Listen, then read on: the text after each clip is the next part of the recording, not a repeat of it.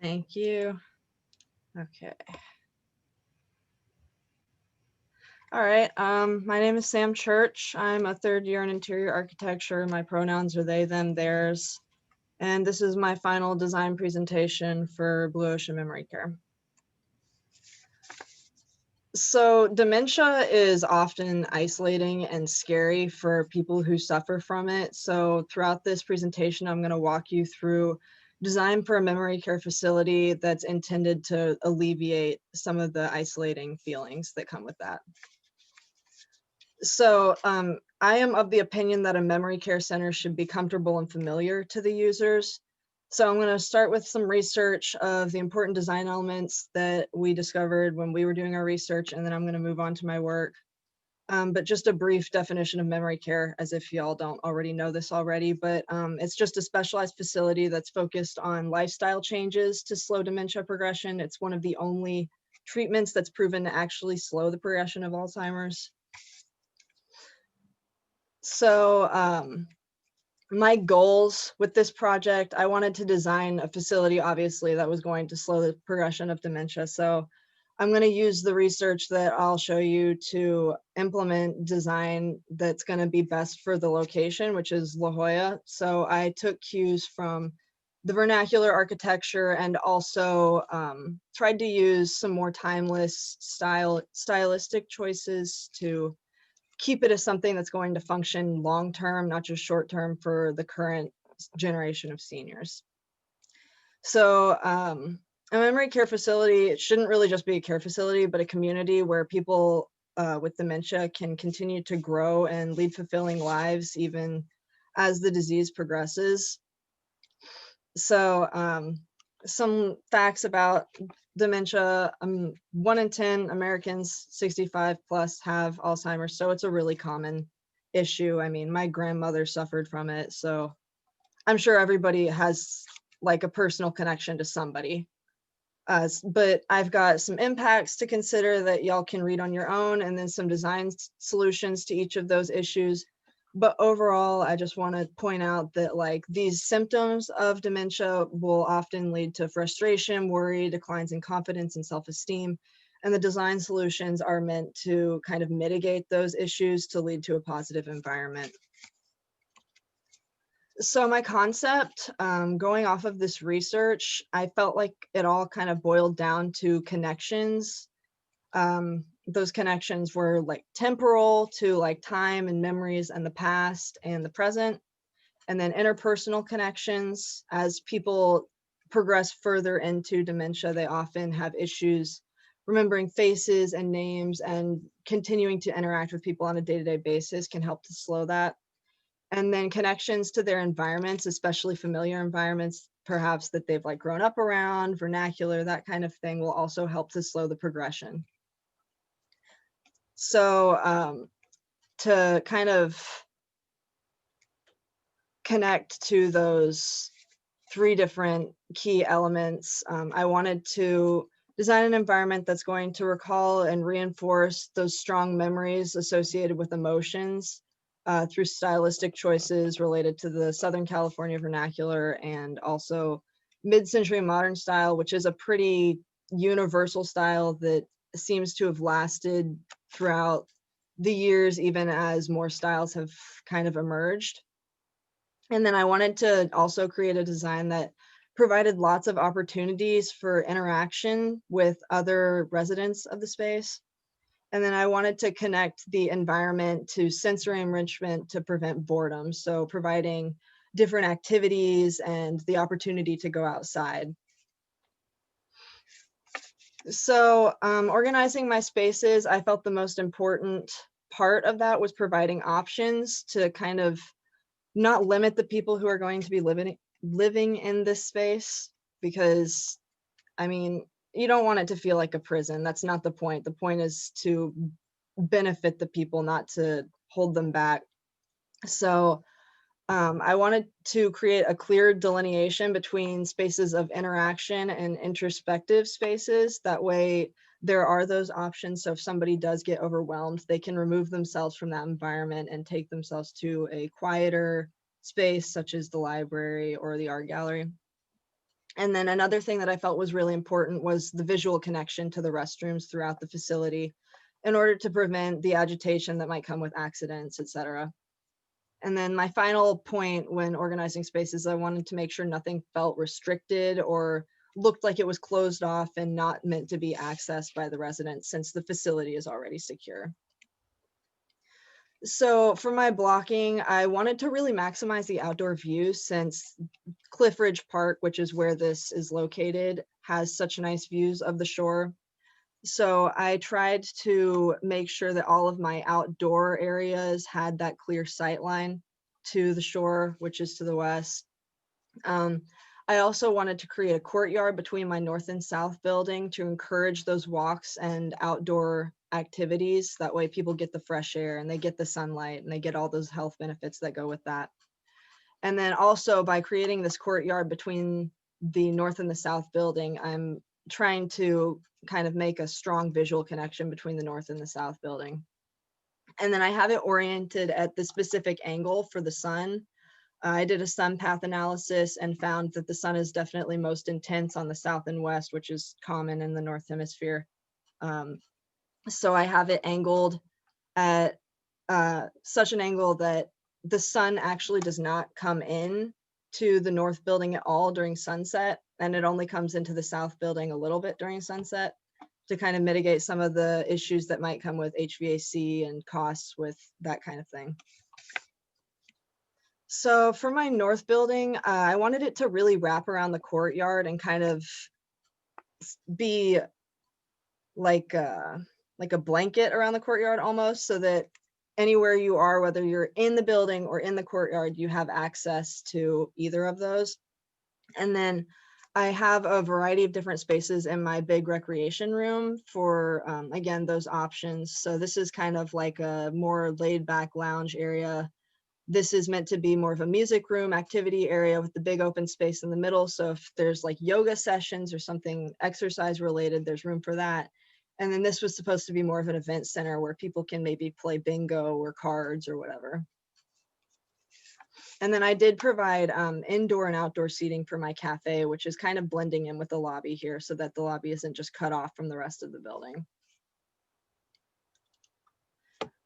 And then for my south building, I wanted my restaurant to be adjacent to the theater. I think Brooke actually mentioned this earlier, but I thought it was like kind of natural flow for you to go from dinner to watch a movie. That seems like a pretty common activity. So I thought having the restaurant connect directly to the theater, or also Village Store, if they remember that they like need to get something while they're out, they can do that.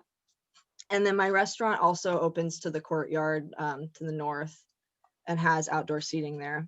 And then my second story in the south building is supposed to be the more quiet spaces, the more secluded spaces that people can retreat to if they need to. So the library, the art gallery, and then the mini spa. So just a couple quick notes on my reflected ceiling plan. I wanted to use wood ceilings to kind of create more interest in the recreation area where I felt like there would probably be the most activities happening in the north building.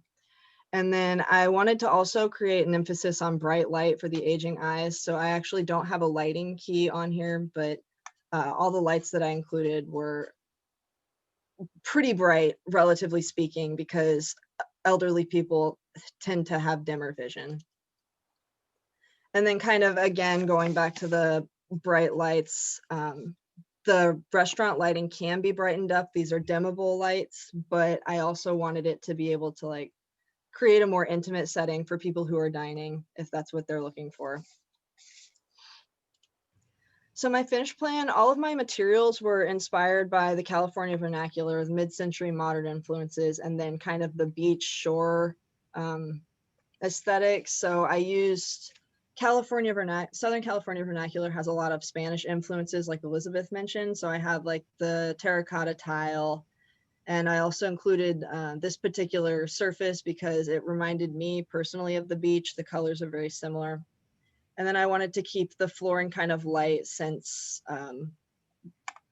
dim rooms aren't really that great for elderly eyes.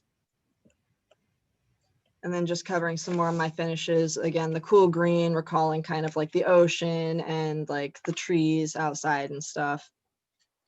And then I have an acoustic ceiling in my recreation space since it is very large and has a lot of hard surfaces.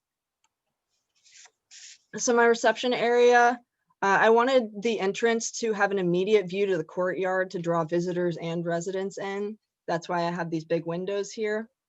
And then I also wanted to have ample natural light because it's really important for the circadian rhythm of people with dementia. And then also timekeeping is an issue for people with dementia. It's really easy for them to forget what time it is. So having a view to outside at all times is very helpful for that. So my recreation space, this is the triangular space that you see here that I'm showing. I wanted to include some smaller tables for smaller group activities like board games, etc. And then views to the walking paths outdoors, which is kind of hard to see because the lighting's a little bit blown out, but there is a meandering walking path back here, which loops so that there's not any worry about possibly getting turned around or lost at a dead end. And then all of the seating in my complex has arms to allow residents that independent mobility that they might feel like they're losing as they age. And then my final interior view is my restaurant. I kind of pulled some postmodern and mid-century modern blend together to recall the memories from like when they were younger and combine it with newer things. And the restaurant is also meant to be used by the public in addition to the residents. So I thought it would be nice to create more of a modern flair for the other visitors. I used a lot of light colors because I thought anything too bold would probably overwhelm the residents, but I still wanted to create that interest. And then these windows here have those western views to the shore. And another thing that I wanted to point out is you can't really see all that well in this particular view, but I have a lot of 4-top seats in this particular part of the restaurant. But I also have some 2-tops over by the windows for people who maybe aren't looking for as much space or as many people to eat with. And then I actually, the courtyard was a huge part of my design. It was actually kind of what I started with. And I wanted to use it as sort of like a sensory experience. So the fountain is surrounded by plants to prevent any accidental falls into the fountain or anything like that, but also so it can be used as a bench. And also I thought that water is just naturally a calming element, but also the sound of water would be nice to hear to create kind of the ambiance of like calm that you would look for in a courtyard. And then the purpose of the colorful benches here is to draw curiosity from the inside and kind of draw the eye out and remind residents that they can go outside and they can kind of interact with the courtyard there. And then I included all of these pergolas over all of my south-facing windows to prevent, again, kind of that harsh sunlight from coming in and being an issue for the eyes and oversensitivity. So in conclusion, I'd just like to say thank you for listening to my presentation, and I hope you got something out of it.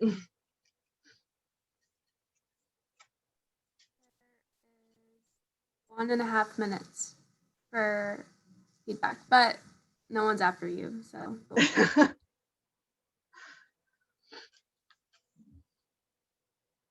really liked your presentation, Sam.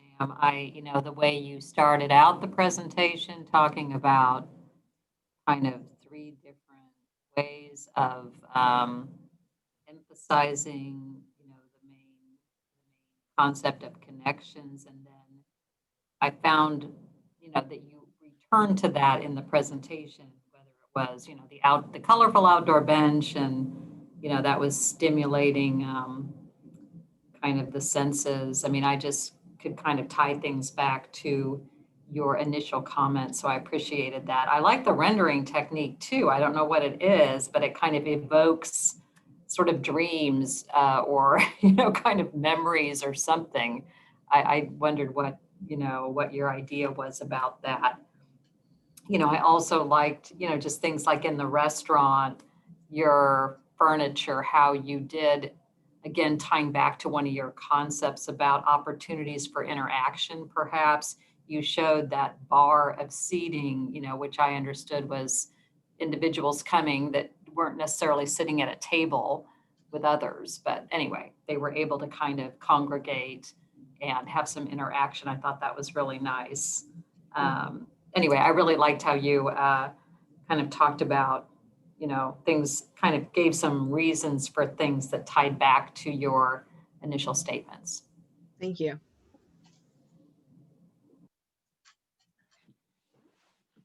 Do say something about the renderings. I'm just curious what you. Oh, I used Inkscape, and then I went into Photoshop to add my people in, and Lightroom for some photo editing techniques. I took a photography class last semester, so I have a little bit of experience with that kind of stuff.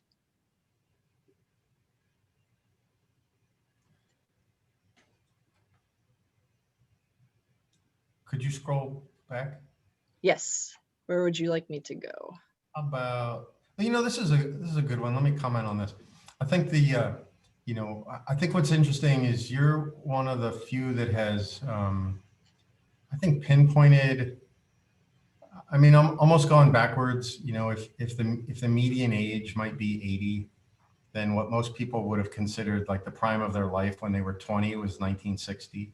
Mm. So like the mid-century modern, I think, has a lot of nostalgia, especially in this region, in this place. I don't think that would make sense in a lot of places, but the way you explained it, I think, is really hits the nail on the head. It does feel, though, a little bit like a cafeteria, and I'm concerned it would be a little bit loud.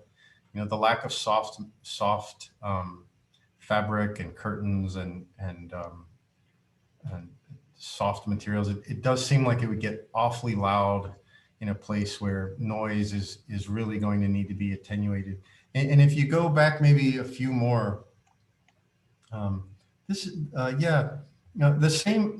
same, especially here, it really is striking how hard the surfaces feel because maybe because of the selection of the chair. Mm-hmm. Although, I almost criticized some of the other chair selections because they seemed like they would be so heavy and difficult to move. But this almost goes in the opposite direction, where it's so minimal that it would have almost no sound attenuation at all. And combined with all the things you would expect to see in a space that sort of refracts the noise, like window coverings and curtains, it might get a little echoey. And then if you could maybe go back to a floor plan. Yeah, this one? That's good. I think, I was just going to say, in some of these areas, again, like it's almost like your assignment was to create these rooms with no corridors, which I kind of appreciate, but like this ends up being, I think, a strange transition from one space to another. And this also is like a strange transition where you come in and you dead end on the end of a couch. Yeah, I'm actually inclined to agree with you there. But I do know that a lot of us found in our research that corridors can be really confusing for people with dementia because they can get turned around and wonder which direction they were trying to go. So I think a lot of us just tried to avoid them. Yeah, I guess what I find interesting is almost every Alzheimer's center I've ever been in has a distinct corridor with fall protection along it. So maybe if there was a way to create that sort of racetrack with the handrail to support that motion, because I agree. I mean, I don't want it to be confusing, but if there's at least a circular pattern, because I feel like what you've done instead is create spaces where I can almost imagine people like needing to pop their head in here to remember what room they're in, and then going back around and popping their head in here and say, oh, that's the piano room, and then popping their head in, oh, that's the lobby. Where the hell's the bathroom? And like not knowing where. What are your thoughts on like potentially adding windows to these interior walls so that it's easier to see? I think that's good. Although I tend to think the research that I've read seniors in this condition, it's almost like they have clouded glasses on. Mhm. So they may see through and not see the lower wall and think they can walk through it. I think Gotcha. that's, it's almost like they have blurred vision, and they, it's kind of like the opposite of a mirror. You never Mhm. would want to put a mirror in because they think it's someone else looking at them. They don't recognize their face anymore. And so a lot of Right. times the housing units will have all the mirrors taken out. And it's the same here. Anytime you have an opening, they confuse the window with a doorway, and they'll try to go through. That makes sense. By the way, we're 5 minutes over. I don't know if they're waiting for us in the breakout room. I think that they No, slotted in. actually, we are done early here in this room, Juliet.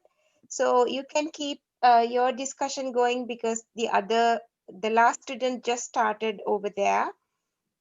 So if you want to keep the discussion going, we can, and then you can, whenever we are done there, I'll let you know so that you can leave this room.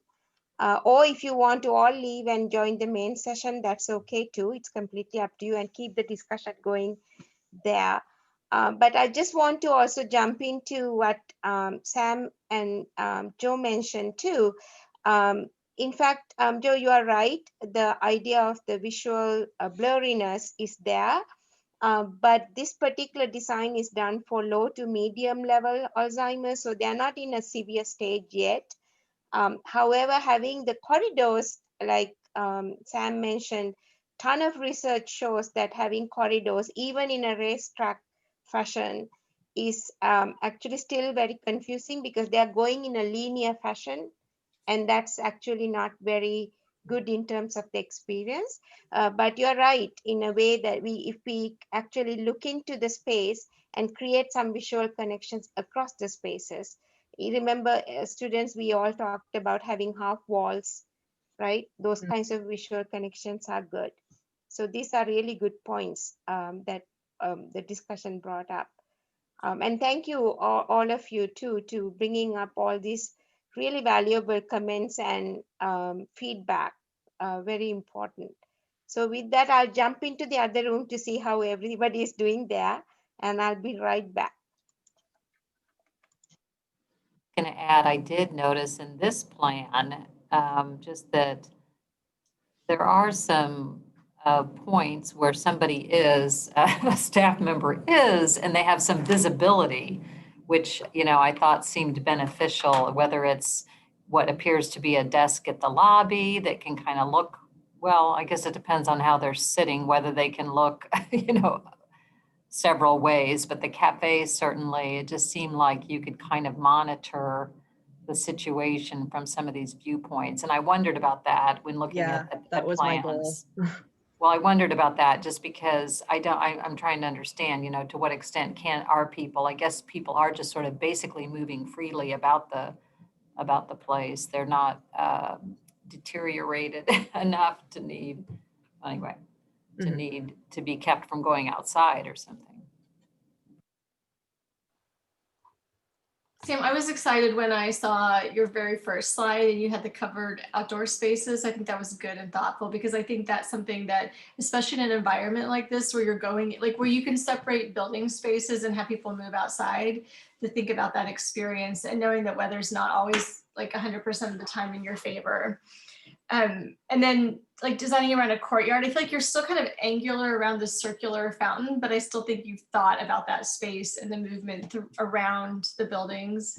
I think was it your second slide with the research? I think there was Yes. just way too much information on that page, and you started doing a good job kind of talking around it so we could read it, but then it kind of got bogged down a little bit. Like we're like, okay, what's next? So, whether you put some like concept inspiration, photo inspiration, something just to keep us engaged, or pull some of those points out while we talk through it.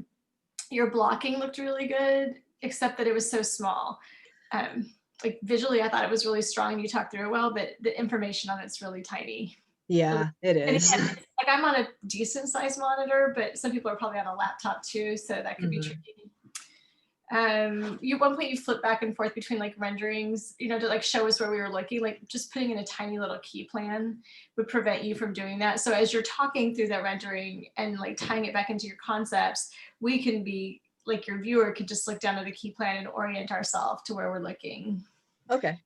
And it's funny because I said the same thing about the restaurant. I thought it had a cafeteria feeling to it. I think it's the flooring and the chairs. And I don't know that that's bad. I think we've just seen other presentations where the restaurant becomes more of something more formal, kind of sit down. Like, would yours be more cafe, or would that be acceptable? You know, if windows were open, it might feel completely fine to have it be that kind of more casual seating. Yeah, I was definitely going for more of a casual, like open air feel. I basically wanted it to be a more formal version of the cafe, Yeah. but I also struggled a lot with the restaurant design, so I appreciate the feedback. It's okay. I think, you get everything out there, and we can, then you kind of look and see and, go back and edit or look at what your peers are doing. hmm Yeah, I think that's all I had. We all, if you are done with your presentation, Sam, we